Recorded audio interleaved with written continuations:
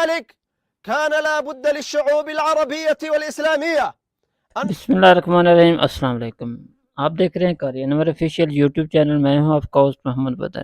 یمن پر امریکی ساختہ F-35 جہازوں سے بمباری کی گئی ہے۔ یہ جہاز 200 کلومیٹر کا فاصلہ طے کر کے بحیرہ احمر میں مصر سعودی عرب کی حدود سے گزر کر یمن پہنچے۔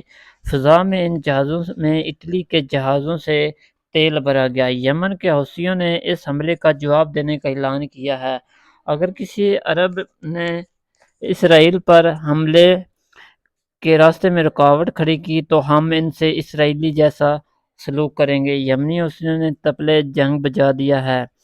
یمن کی غیرت مند آرمی نے وہ کر دکھایا ہے جو 75 سال میں ایٹمی پاور والے ملک بھی پیچھے نہیں کر پائے۔ یمن نے آج اسرائیل کے دارالحکومت میں ڈرون کے ذریعے اوپر سے اوراق پھینکے ہیں جن کے اوپر لکھا تھا کہ تل ایبک کو خالی کر دو، ہم جلد یہاں اٹیک کرنے والے ہیں۔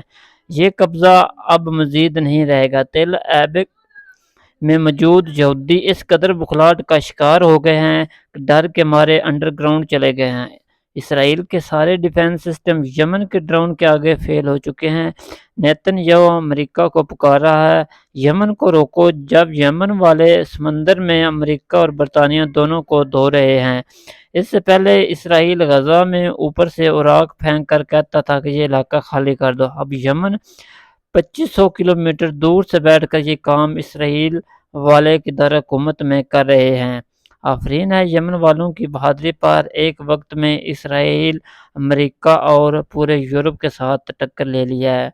نیتن یاہو نے جو یمن پر حملہ کیا ہے اس کی خود نگرانی کر رہے ہیں۔ آپ ویڈیو میں دیکھ سکتے ہیں کہ نیتن یاہو جو یمن پر حملہ کیا ہے اس کی خود نگرانی کر رہے ہیں۔ دوستوں، مزید ویڈیوز کے لیے ہمارے چینل کو لازم سبسکرائب کر دیں۔ شکریہ۔